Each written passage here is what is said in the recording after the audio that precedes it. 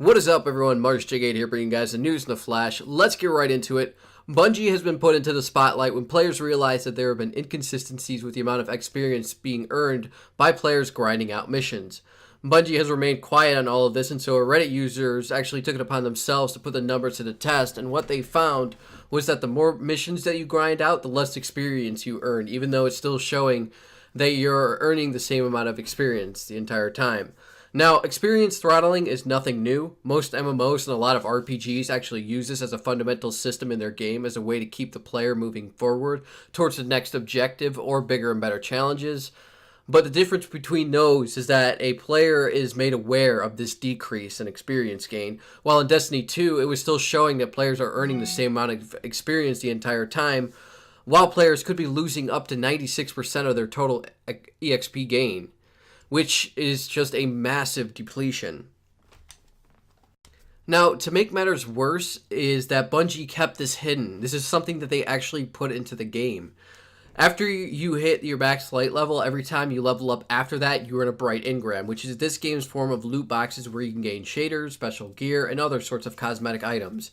So, players are actually accusing Bungie of using this experience throttle system as a way to coerce players into buying more loot boxes. Since these reports came out, Bungie has released their own statements saying that they agree with the fans and they weren't happy with the results on this and have removed the system. You damn straight they removed the system after the shit nuke that hit EA. They want to stand as clear away from that as possible. Here's the thing though, they also mentioned that they want to be more transparent with fans in the future, which turned out to be a fucking joke after it was discovered that After Bungie had turned off the throttling system, they secretly doubled the experience needed to level up. So instead of earning 80,000 points in order to level up, you now have to earn 1,600,000 points. And that goes for all players, not just the people who are grinding out missions. Now, following this entire controversy, there was originally a final livestream plan to go over the new gear and equipment coming to the new Curse of Osiris expansion that was actually canceled to allow Bungie to release a community update called the State of Destiny 2. In it goes over tons of changes that Bungie will be putting into the game over time. This includes a new weapon class type called Masterwork Weapons, which have stat trackers on it and rerollable stats. Along with that, there's also going to be a new system and rewards for more engaged players, better rewards for strikes, adventures, and lost sectors, private matches, Crucible tuning, and better rewards for playing Crucible, new ways of spending surplus currency, including those beloved legendary shards that I know everybody in the Destiny community absolutely adores, and a new emote interface which allows players to equip emotes on all 4 slots. So there's that. And not to be outdone by Bungie, we have the scummiest gaming company of 2017 back in the news again. Yep, it's EA, guys, and guess what game it's around? Star Wars fucking Battlefront 2. Of course, just when you thought this steaming pile of dog crap was finally dying down, EA CEO Blake Jorgenson decided to release some really interesting and telling comments during a telecom conference with Credit Suisse. Let's start off with how they tried to justify them using pay-to-win mechanics. Blake said, "We pulled off on the microtransactions because the real issue the consumers had was they felt it was a pay-to-win mechanic. The reality is there are different types of players in games. Some people have more time than money, and some people have more money than time. You want to always balance the two."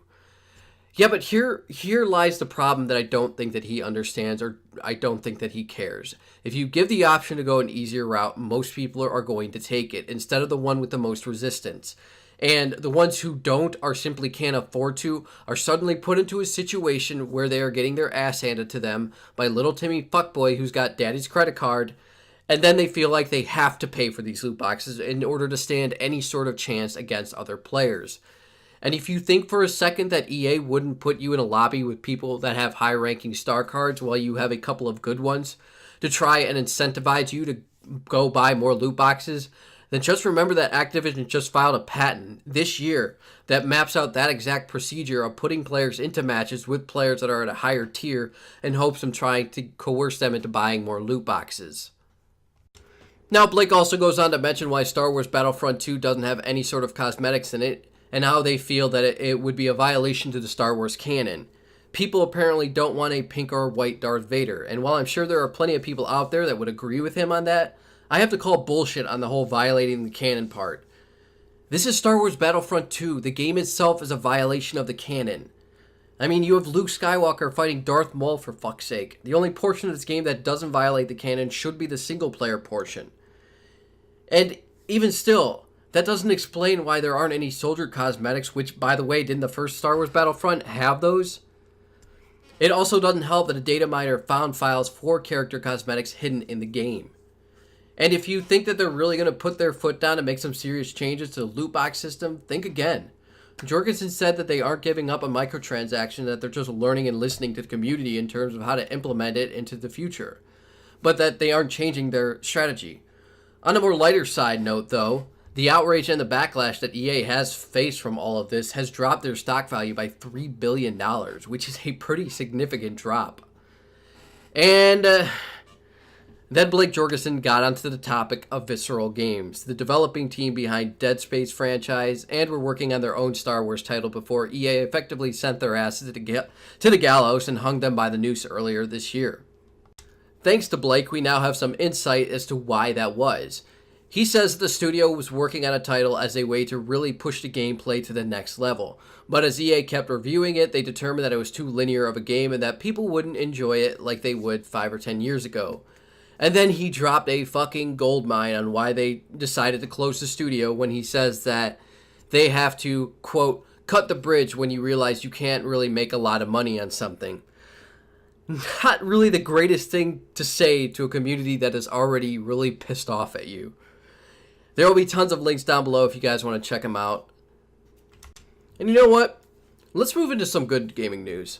Some of you may know that one of my favorite titles from 2016 is the episodic game known as Life is Strange. It came out of nowhere for me, piqued my interest, and before I knew it, I got sucked into a vortex of emotion and time traveling. It was amazing. One of the best parts of the game, though, was the character dialogue between Max and Chloe, played by Hannah Telle and Ashley Burch, respectively. Now, with this year's prequel title, Life is Strange Before the Storm, which centers around Chloe and her bond with Rachel Ambers, Ashley Burch actually couldn't reprise her role as Chloe due to a union strike that she was a part of. The role was instead played by Rihanna DeVries, as Ashley Burch worked as a writing consultant on Deck 9 for the prequel.